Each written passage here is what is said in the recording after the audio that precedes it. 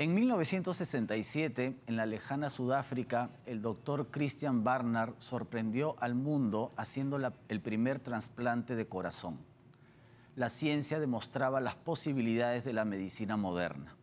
Actualmente en el planeta se realizan múltiples trasplantes de órganos, pero para esto es necesario que la gente done sus órganos. Lamentablemente, todavía existe mucha resistencia psicológica y cultural para que el público autorice la donación de sus órganos. Muy buenas noches, mi nombre es Juan Luis Orrego, bienvenidos a Tiempo Después. Soy Lucía de Altaus y hoy conversaremos sobre la donación de órganos en el Perú.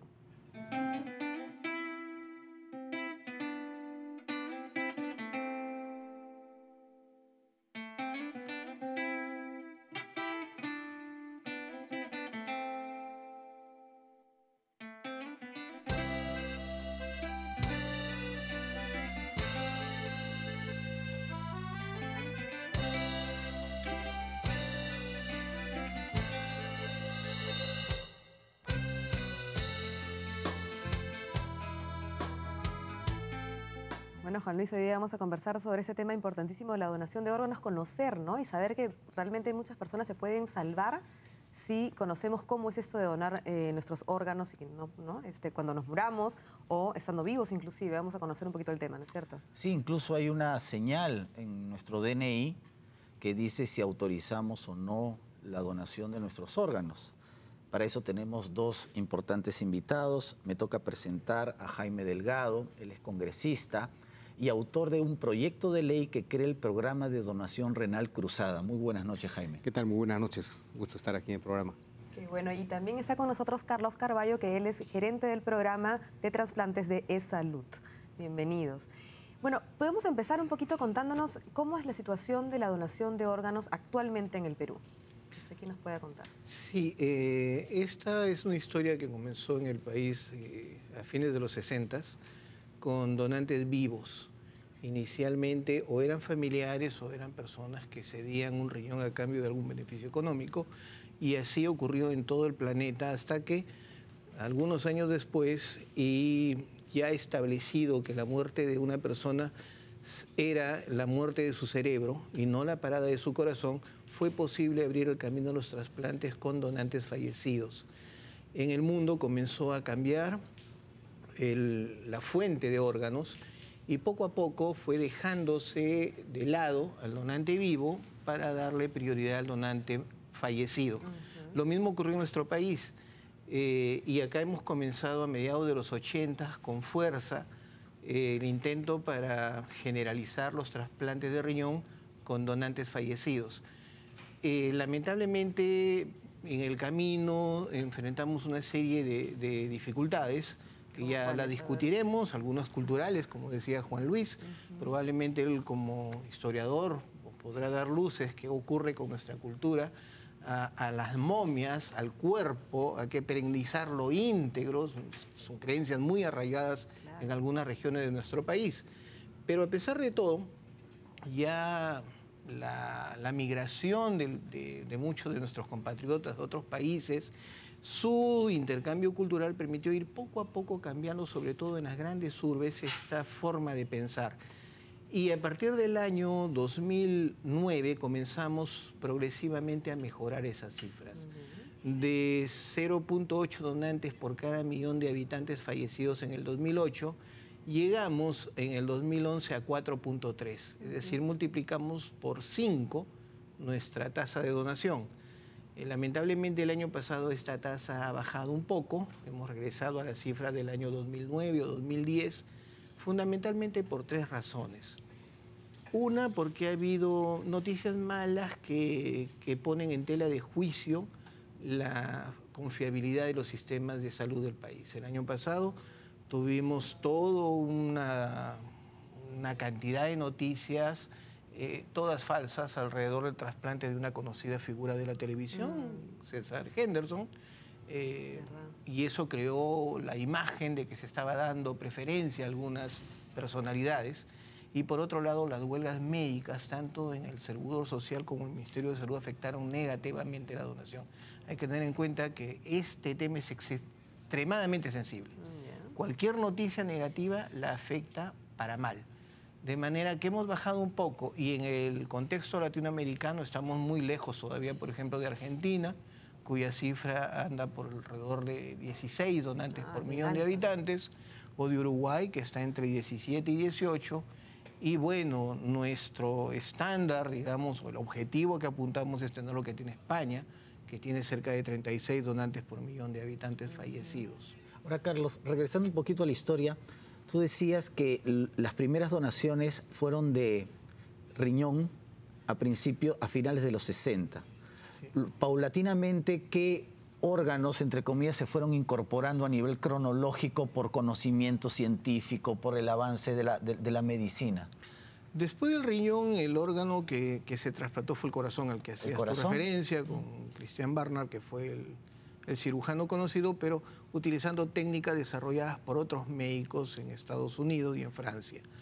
El siguiente órgano fue el hígado, recientemente, no hace muchos años, los pulmones, y mucho más recientemente ya intestinos, y el último que ha sido hace 2 o 3 años, el útero como órgano. Sí, sí. ¿Y el trasplante, qué porcentaje de éxito tiene, digamos, los trasplantes a través de una donación de órganos? Cuando hablamos de riñón, hablamos de una tasa de éxito. Cuando se hacen bien las cosas y el órgano que se debe implantar está en muy buenas condiciones, el primer año de sobrevida del riñón funcionando dentro de la persona que lo ha recibido es cercano al 100%. Wow.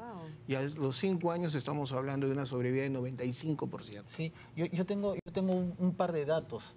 En el Perú, el primer trasplante de corazón se hizo en el año 1972 y lo hizo el doctor Carlos Alcántara, pero lamentablemente la paciente falleció. En cambio, el primer trasplante exitoso practicado por el mismo doctor Carlos Alcántara fue en 1991. Sí, porque como historiador sabes que la memoria guarda lo exitoso. Claro. Es igual, en el caso del riñón, los primeros trasplantes en el Perú no se hicieron en Lima. Esto es un dato que muy pocas personas lo saben. ¿Sí? Los primeros 3 trasplantes de riñón en este país se hicieron en Ica, en el Hospital Obrero de Ico, y la hizo el doctor Augusto Hernández Mendoza. Buen dato. Un urólogo iqueño que trabajó en Ica y que llevó adelante. Y esos 3 trasplantes fueron con donante cadáver, los 3. Los 2 primeros en el año 65, el tercero en el año 68. Lo que pasa es que los 2 primeros pacientes, uno vivió 5 días, el otro 18 días, y el tercero, que lo hizo en el 68, vivió solo 18 horas. Por eso es que no se le menciona y no se le recuerda en la colectividad. Lo conocemos los especialistas. Lo que sí guardamos en el Perú es el recuerdo del trasplante de esta chica María Paliza en el Hospital Naval, porque sí fue exitoso. Y después ya viene la historia en el Seguro Social, en el año 69 y todos los demás trasplantes que se hicieron. Jaime, una pregunta. Sí. ¿Cómo es la situación actual en términos legales, así un poquito sintéticamente, pero la situación actual en términos de donación de órganos? Bueno, en principio la ley establece la posibilidad de que las personas puedan hacer una declaración de su voluntad de donar sus órganos. Y para eso, cuando uno se inscribe en RENIEC, así aparece esa declaración. Antes de eso ya se hacía una declaración, pero era un registro especial. Pero nos enfrentamos frente a un tema cultural, ¿no? Porque efectivamente a veces cuando una persona fallece y los médicos encuentran que hay una declaración de donación de órganos, los familiares se oponen y hacen cuestión de Estado. Entonces ahí los médicos se ven un poco limitados y a veces con abogados de por medio para tocar el cadáver. Ese es un problema que, repito, es un tema cultural. A mí mismo me sucedió una vez. Yo recuerdo cuando allá por la Feria Internacional del Hogar, antes que todavía se anotaran en el DNI, yo pasaba por una carpa donde decía donación de órganos, entré, me pregunté de qué se trataba, y dije, sí, yo acepto, y me escribí. Entonces, camino un poco más allá, mi esposa me dijo, ¿y por qué te detuviste ahí? Le digo, porque es un programa de donación de órganos y querían declarar, y yo me he inscrito. Y mi esposa dijo, ¿y por qué? ¿Y por qué tú tomas esas decisiones solo? ¿No? Entonces, tenemos un tema cultural, como dice el doctor, muy fuerte. Entonces, aquí caben más campañas de sensibilización y sobre todo creo que ahora los jóvenes están un poco más permeables a ese tipo de decisiones, ¿no? Porque es finalmente salvar otras vidas. Claro, pero tenemos aquí una serie de dificultades también, ¿no? Con relación a la donación. La insuficiente cantidad de donantes está efectivamente complicando la situación de mucha gente que está a la espera de un órgano, y particularmente en este tema del riñón, que es el que estamos hablando, y eso está generando problemas. Por eso estamos buscando alguna solución que busque, digamos, dar posibilidades a más gente a que tenga este trasplante. ¿El DNI es la única manera de decir que yo quiero donar órganos o posteriormente también uno lo puede hacer? Bueno, es el DNI, pero también puede haber un acto de manifestación de voluntad a través de un acta, ¿no? Entonces, esa es otra posibilidad.